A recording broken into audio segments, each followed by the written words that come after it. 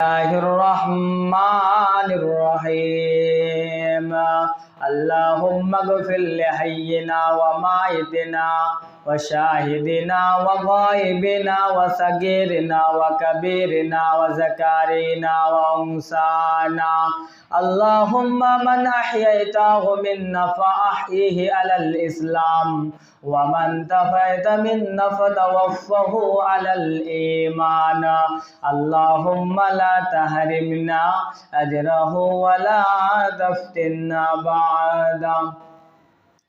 উপস্থিত শ্রদ্ধেয় সম্মানীয় আজকের জুমার মুসল্লিগণ, পর্দার আড়ালে পর্দা নাশিলা মা ও বোনেরা, যাবতীয় প্রশংসা গুণগান আরাধনা উপাসনা সেই মহান আল্লাহ রাব্বুল আলামিনের জন্যে, যে মহান আল্লাহ রাব্বুল আলামিনের দয়ায় ইচ্ছায় আজ আমরা জুমার সালাত আদায় করতে আসতে পেরেছি। সে আল্লাহর প্রশংসা করে কেউ শেষ করতে পারবো না। সে আল্লাহর প্রশংসা করি ছোট্ট একটি বাক্যের দ্বারাই বলি আলহামদুলিল্লাহ।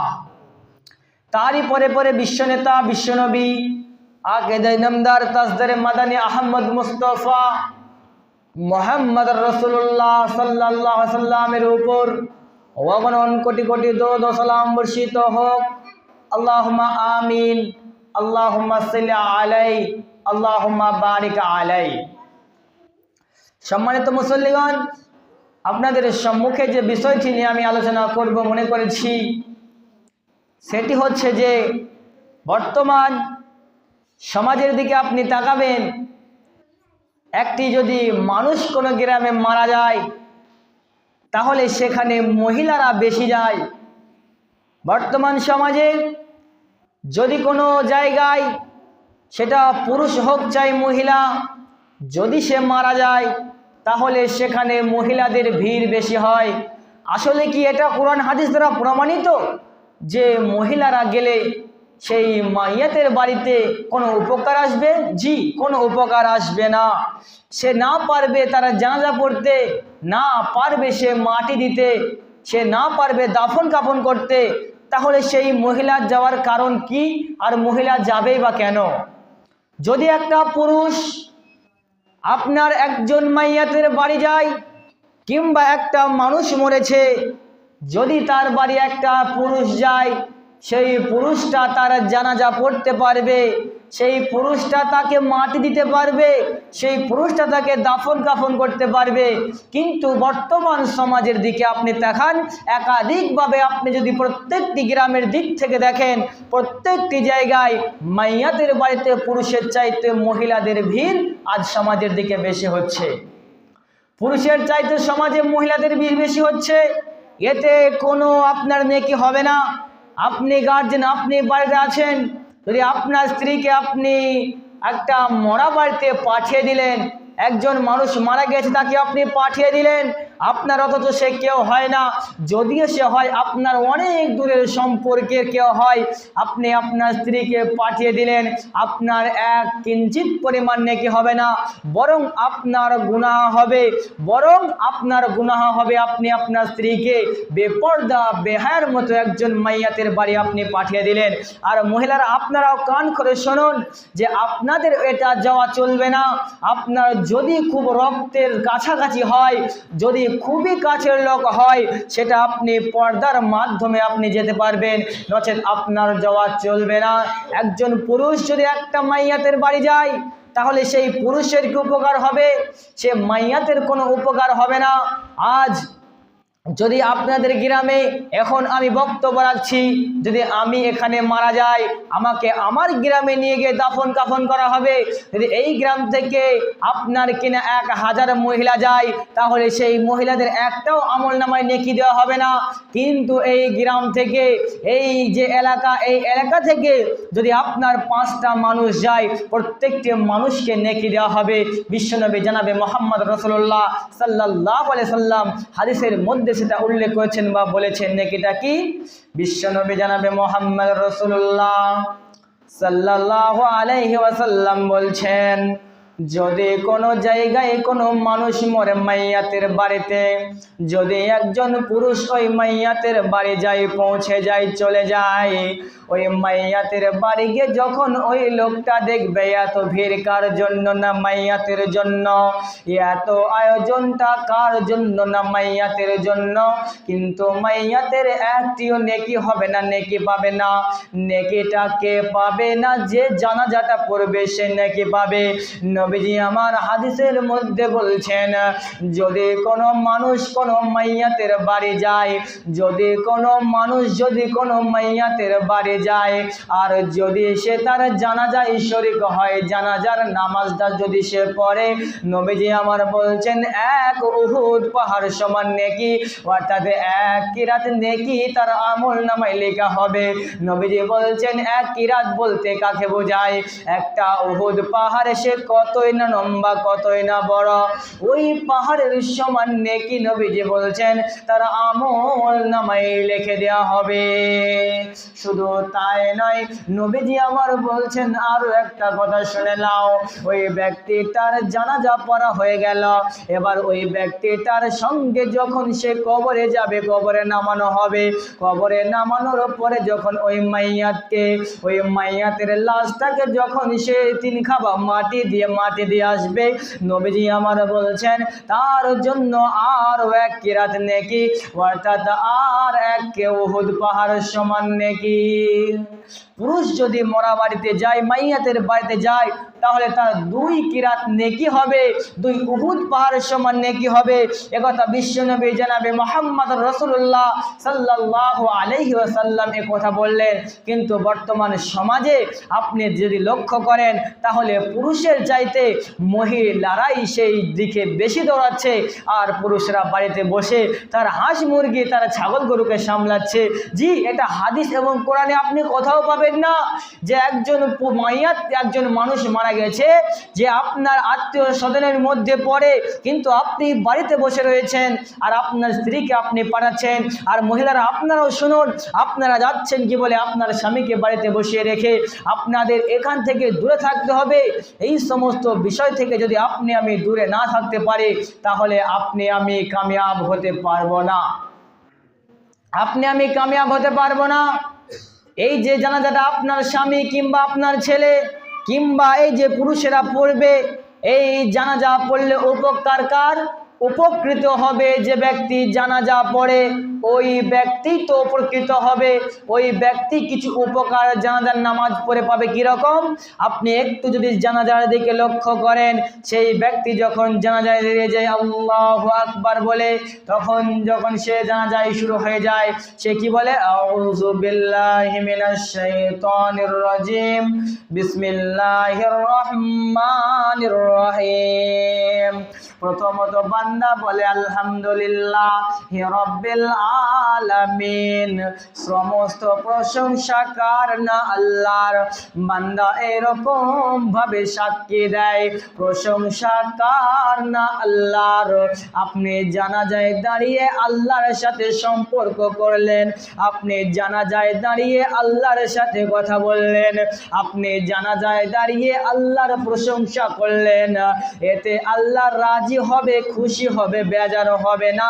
বন্ধুরে আমার, ভাইরা আমার, এইরকম ভাবে আপনি একটা একটা করে সূরা ফাতিহার ৬-৭টা আয়াত পড়ে নেবেন।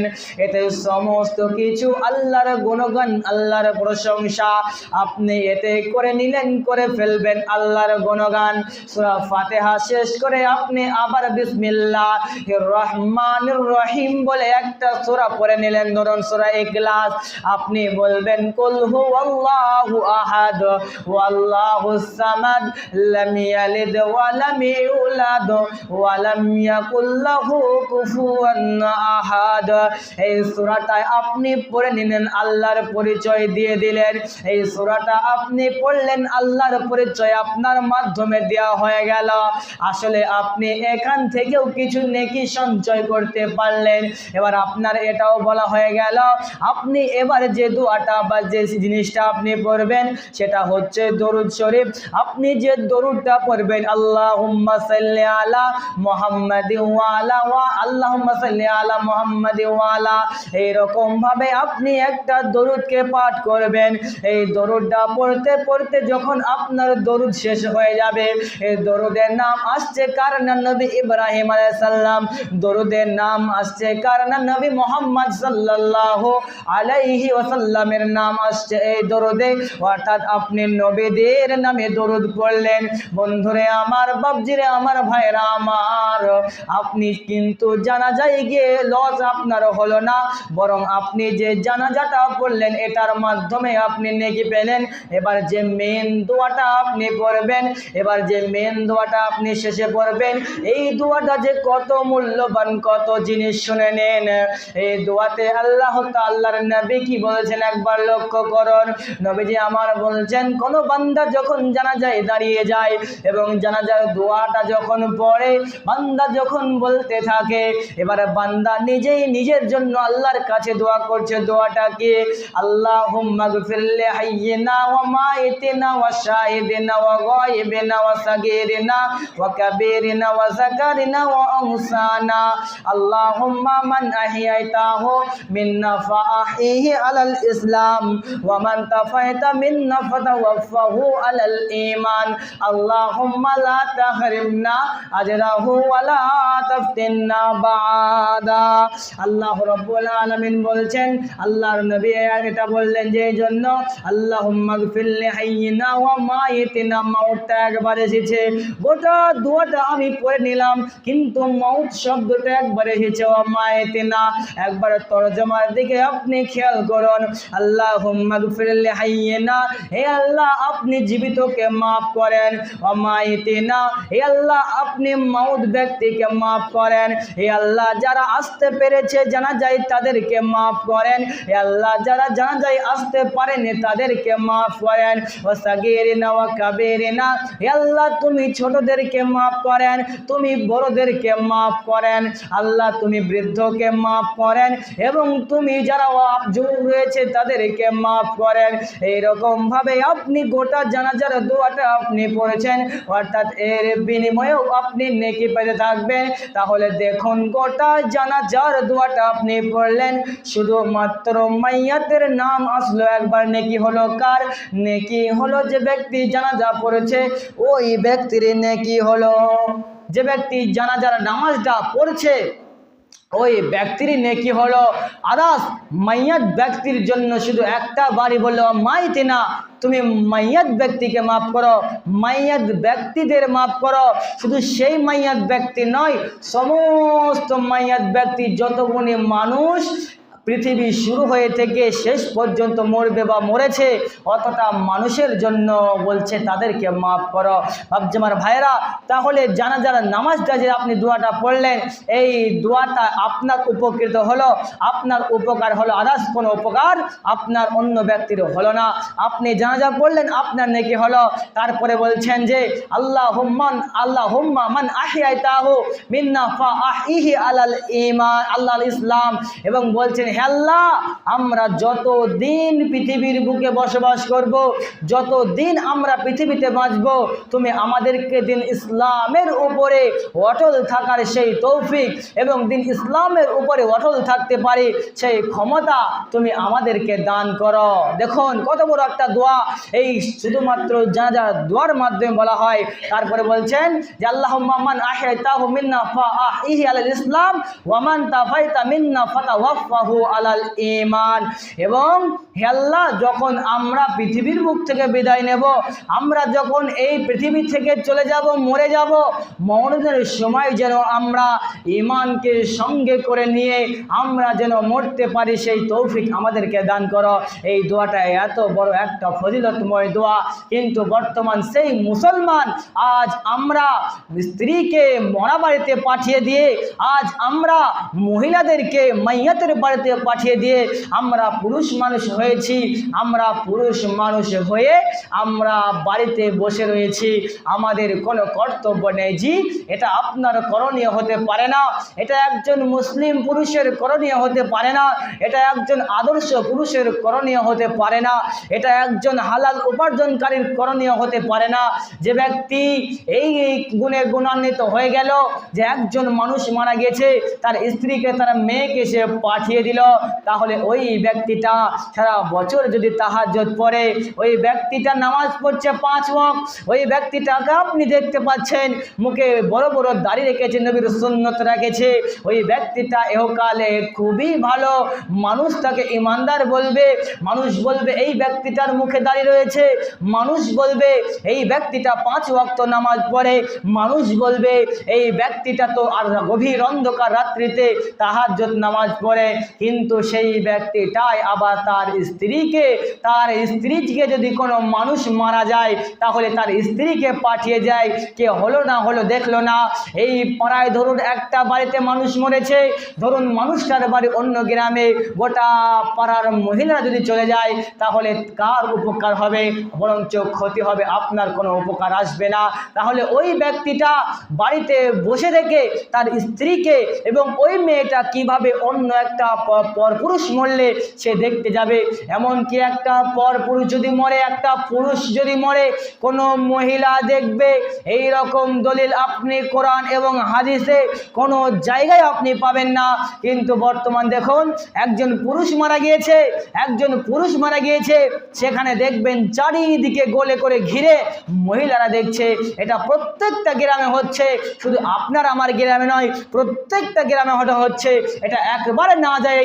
এবং একটা মহিলা যদি মরে, একজন পুরুষ দেখবে, এটারও কোনো সহিহ দলিল আপনি পাবেন না এবং কোনো সহিহ দলিল আপনি পাবেন না যে আপনার গ্রামে একটা পুরুষ মরল, একটা মহিলা দেখবে, এটা হতে পারে না। এবং একটা মহিলা মরল এবং অনেকজন পুরুষ দেখবে, এটাও অনুরূপভাবে অসম্ভব। ভাবছে আমার ভাইয়েরা, এই সমস্ত কাজ থেকে, এই সমস্ত জিনিস থেকে লক্ষ্য রেখে আমাদেরকে পৃথিবীর বুকে চলাচল করতে হবে, আমাদেরকে পৃথিবীর বুকে চলাফেরা করতে হবে। নচেত আপনি আমি ইহকাল এবং পরকালে কামিয়াব হতে পারবো না, আপনি আমি ইহকাল এবং পরকালে সাকসেস হতে পারবো না, বরঞ্চ আমরা ক্ষতির মধ্যে পড়ে যাব, বরঞ্চ আমরা বিপদের মধ্যে পড়ে যাব। যদি এই রকম গুণ, এই রকম আকীদা, এই রকম নিয়ত আমাদের ভিতরে থাকে, আপনি বরং সমাজের দিকে লক্ষ্য করুন। মানুষেরা বলে যে বুকে সাহস নিয়ে গর্ব করে বলে যে অমুক জনা মারা গিয়েছে, আমার চাচাতো মামা হয়, আমার চাচাতো খালু হয়, সে গর্ব করে বলে আমি গেলাম না তো কি হয়েছে, আমার স্ত্রীকে আর আমার মেয়েকে তাদের সঙ্গে আমি পাঠিয়ে দিয়েছি। এই রকমভাবে বর্তমান মানুষেরা গর্ব করে তারা সমাজে চায়ের দোকানের ভিতরে বলে, এই রকমভাবে তারা বলা করে। আপনি তাকে পুরুষ বলতে পারেন না, আপনি তাকে যদি পুরুষ বলেন তাহলে আপনি সঠিক বিচার করছেন, আর আপনি যদি তাকে পুরুষ বলেন তাহলে আপনাকে পুরুষ বলা যেতে পারে না, আপনাকেও পুরুষের ভিতরে ফেলতে হবে। বরং ওই ব্যক্তিটা হচ্ছে পুরুষ যে ব্যক্তি তার স্ত্রীকে, যদিও তার খুবই কাছের আত্মীয় মারা গিয়েছে, না জেনে নয়, এই রকম একটা ব্যক্তি মারা গিয়েছে, তার স্ত্রীকে সে যেতে দেবে কোন রকম কায়দায়, কোন রকম দেশে সে যেতে দেবে? যদি সে পর্দার সাথে বুরকা পরিধান করে সুন্দর লিবাসে যদি সে যেতে পারে, তাহলে সেই পুরুষ তাকে যেতে দেবে। একে বলা হয় পুরুষ, আর ওকে বলা হয় কাপুরুষ। কে মরলো এটা জানলো না, তার স্বামীর কাছে গিয়ে টোটো ভাড়া চাইলো, সে সেটা দিয়ে দিল, তার স্বামীর কাছে গিয়ে টোটো ভাড়া চাইলো, সে সেটা দিয়ে দিল, টাকাটা কোথায় যাবে, কে মরলো সেটা সে খোঁজ নিয়ে দেখলো না। তাকে আপনি কাপুরুষ বলতে পারেন, তাকে আপনি দাইয়ুস বলতে পারেন। আর নবীজি তো হাদিসের মধ্যে বলেছেন যে দাইয়ুস কখনো জান্নাতে যেতে পারে না, দাইয়ুস কখনো জান্নাতে যাবে না। বর্তমান সমাজে আপনি লক্ষ্য করে দেখুন, প্রত্যেকটি মুসলমান এই গুণে আজ গুণান্বিত, প্রত্যেকটি মুসলমান এই পদ্ধতিতে আজকে কাজ চালিয়ে যাচ্ছে। এরা ভাবছে আমরা চিরদিন পৃথিবীতে থাকবো, আমরা মরবো না। এই যে মাইয়ারটা মরে গেল, আপনি তো কবর দেখতে পাচ্ছেন, আপনি ভাবছেন মানুষ মারা গেল, মানুষ মরে গেলে হয়তো মানুষের সব সমাধান হয়ে গেল। গেল, সে মুক্তি পেয়ে গেল। আপনার গ্রামে একটা মানুষ অসুস্থ রয়েছে, সে বড় একটা রোগের আক্রান্ত হয়েছে, কিন্তু তাকে আপনি দেখতে যাচ্ছেন, আপনি বলছেন মানুষটার কি কষ্ট হচ্ছে, আপনি বলছেন মানুষটার কি নাই কষ্ট হচ্ছে, কিন্তু আপনি মানুষটার কষ্ট দেখতে পাচ্ছেন, কিন্তু মানুষটার কষ্ট আপনি উপভোগ করছেন যে মানুষটার অনেক কষ্ট হচ্ছে। সম্মানিত মুসল্লিগণ, আপনি যে মানুষটাকে কবরে রেখে আসলেন, ওই যে কবরটা আপনি দেখে আসলেন, যে 3.5 ফুট একটা ছোট্ট একটা গর্ত, আপনি ওই গর্ত দেখে আসলেন, কিন্তু ওই কবরে যে কি আযাব হবে, ওই কবরে যে কি আযাব হবে সে সম্পর্কে আপনার ধারণা নেই। শুধু কবর, আপনি যে কিয়ামতের মাঠ শুনছেন সে সম্পর্কে আপনার কোনো ধারণা নেই। শুধু কিয়ামত নয়, যদি সে কামিয়াব না হয় তাহলে তাকে জাহান্নামে দেওয়া হবে, আপনি সে সম্পর্কে কি ধারণা করেন? আপনি সে সম্পর্কে একবারও ধারণা করেন না। আপনি দুনিয়ার মডেলিংভাবে আপনি চলে গেলেন। এর নাম পৃথিবীতে পুরুষতা বজায় রাখা নয়, এর নাম পুরুষ নয়। পুরুষ বলা হয় তাকে যে আল্লাহ তাবারাক ওয়া তাআলা পবিত্র কোরআনের মধ্যে বলছেন, সূরা তাহরিমের মধ্যে বলছেন, ইয়া আইয়ুহাল্লাযীনা আমানু কু আনফুসাকুম ওয়া আহলিকুম নারা। আল্লাহ রাব্বুল আলামিন বলছেন, হে ঈমানদার, হে ঈমানদারেরা তোমরা শোনো, তুমি নিজে জাহান্নাম থেকে বাঁচো। ইয়া আইয়ুহাল্লাযীনা আমানু কু আনফুসাকুম ওয়া আহলিকুম নারা।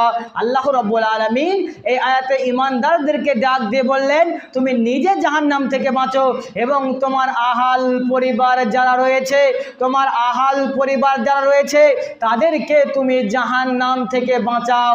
আপনি 5 ওয়াক্ত নামাজ পড়ছেন, অথচ দেখা যায় আপনার স্ত্রী বাজারে, আপনি 5 ওয়াক্ত নামাজ পড়ছেন, অথচ দেখা যায় আপনার স্ত্রী আপনার কিনা বাজারে আপনার শপিং করতে গিয়েছে।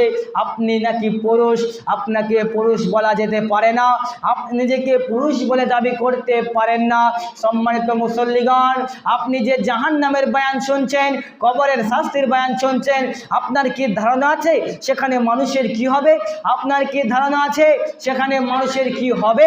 আপনাকে বলি সংক্ষেপে একটা কথা, জাহান্নামীদের খাদ্য খাওয়ানো হবে, জাহান্নামীদেরকে যে খাদ্য খাওয়ানো হবে পুঁজ এবং রক্ত, সেই পুঁজ এতটা দুর্গন্ধ হবে, যদি পৃথিবীর বুকে এক বালতির ন্যায় ফেলে দেওয়া হয় তাহলে গোটা পৃথিবীটা এত দুর্গন্ধ হয়ে যাবে, গোটা পৃথিবীটা এত দুর্গন্ধ হয়ে যাবে, মানুষ তা ধারণা করতে পারছে না। যদি আপনার কিনা এই ধুবি গ্রামে ফেলে দেওয়া হয়, যদি এই গ্রামে যদি সেই জাহান্নামের পুঁজ বা রক্ত ফেলে দেওয়া হয়, গোটা পৃথিবীটা, শুধু ভারতবর্ষ নয়, আপনার পৃথিবীতে যত রকমের দেশ রয়েছে, যতটা দেশ রয়েছে, সমস্ত দেশ এত দুর্গন্ধ হয়ে যাবে তা আপনি কল্পনাও করতে পারছেন না। এর নাম জাহান্নাম। আপনি সুদা মনে করে নিলেন যে পৃথিবীতে যেরকমভাবে চলে নেব আপনি জান্নাত চলে যাবেন। জি, আপনার ধারণা ভুল। যদি আপনি এই রকম করে চলেন তাহলে আপনি কামিয়াব হতে পারবেন না। আপনি কিয়ামতের মাঠে গিয়ে আপনি বলবেন আমাকে তো কোনো বলার লোক ছিল না, আপনাকে জাহান্নাম দেখানো হবে, আপনি তখন বলবে আল্লাহ এটা কি? তখন আল্লাহ রাব্বুল আলামিন নিজেই বলবে, হাযিহি জাহান্নামুল্লাতী কুনতুম তুআদুনা ইসলাউহা ইয়াউমা বিমা কুনতুম তাকফুরুন। আল্লাহ রাব্বুল আলামিন নিজে বলবেন, হাযিহি, এই সেই জাহান্নাম যার ব্যাপারে তোমাকে দুনিয়াতে বারবার সতর্ক করা হয়েছে, বারবার তোমাকে নিষেধ করা হয়েছিল, কিন্তু তুমি তো শোনোনি, তুমি তো মানোনি, তুমি তো সেগুলোকে অস্বীকার করেছিলে। তখন জাহান্নাম বলবে, ইয়া রব্বি আইনাল মুতাকাব্বির আইনাল মুতাজাব্বির, হে আমার রব, আপনি আমাদেরকে দেখিয়ে দিন ওই ব্যক্তিটা যে দুনিয়াতে কোরআন হাদিসের কথা শুনেছিল কিন্তু সে বাস্তবে সেটা প্রমাণ করেনি, বাস্তবে সে আমল করেনি, সে শুধু শুনেই ছিল কিন্তু মানেনি। তাকে দেখিয়ে দাও সে দুনিয়ার কোনো আলেমের কথা শুনেনি, তাকে তার বাপ বলেছিল শোনেনি, তাকে তার পাড়া প্রতিবেশী বলেছিল শোনেনি, তাকে তার আত্মীয় স্বজন বলেছিল শোনেনি। আমি জাহান্নাম, আমাকে তাকে দেখিয়ে দাও, আমি তাকে কায়দা করে ছেড়ে দেব। এর নাম হচ্ছে জাহান্নাম। আর এই জাহান্নাম একজন মানুষ মরার পরেই পায়। আর সেই মৃত্যুকে নিয়ে আজ আমরা এমন শুরু করে দিয়েছি, আপনার মরা বাড়িতে ভাত রান্না করা, মরা বাড়িতে মহিলাদের ভিড় বেশি করা, এটা প্রত্যেকটি গার্জেনের দায়িত্ব। প্রত্যেকটি মানুষের দায়িত্ব যে এই দায়িত্ব আপনাকে পালন করতে হবে। আপনি আপনার বাড়ি থেকে আপনার মহিলাকে ওই পাড়ায় মানুষ মরেছে দেখতে যাবে, যে আপনি এটাকে সতর্ক রাখতে পারেন, করতে পারেন, তাহলে সমাজের কিছু উন্নতি হবে, সমাজের কিছু আপনার উপকার হবে। আর যদি হাজারো খুতবার মাধ্যমে আপনাকে বোঝানো হয়, হাজারো বক্তব্যের মাধ্যমে যদি আপনাকে বোঝানো হয়, আপনার কোনো উপকার আসবে না। আপনি যদি বড় বড় আলেমের কথা শোনেন আর আপনি যদি না মানেন, তাহলে আপনার উপকার আমরা করতে পারবো না। যদি নিজে যদি অল্প শুনে অল্প মানার চেষ্টা করেন, অল্প মানার চেষ্টা যদি আপনি করেন, তাহলে আপনার উপকার হবে এবং যারা বলবে তাদের কিছু উপকার হবে। এখানে আমি খুতবা দিলাম, মানুষ যদি সেটাকে বাস্তবে মানার চেষ্টা করে, তাহলে খুতবার একটা মান থাকলো, খুতবা বলার এবং শোনার একটা মান থাকলো। আর আপনি যদি এক কান দিয়ে শুনে আর এক কান দিয়ে বাইর করে দেন, তাহলে আপনার মান থাকলো না। বক্তব্য রাখলাম, এই বক্তব্য আপনি শোনার পরে মানলেন না, এটারও কোনো আপনার মান থাকলো না। বর্তমান সমাজে এটাই প্রচলিত চলে যাচ্ছে, বর্তমান সমাজে এটাই চলছে যে মানুষ শোনার পরে মানছে না, মানুষ শোনার পরে সেটাকে বাস্তবে প্রমাণ করতে পারছে না। যে শোনার পরে মানুষ বাস্তবে সেটা বাস্তবায়ন করতে পারত, বর্তমান মুসলিমরা পৃথিবীর বুকে অনেকটা পরিমাণে এগিয়ে যেত এবং বর্তমান মুসলিমরা পৃথিবীর বুকে এবং ইহকাল এবং পরকালে এরা সাকসেসফুল কামিয়াব হতে পারত। বর্তমান আমরা শোনার পরে মানি না বলে আজ আপনার আমার এই অবস্থা। ভাবছি আমার ভাইরা, তো আজ এই সংক্ষিপ্ত সময়ে যে সংক্ষিপ্ত বয়ান করলাম, এই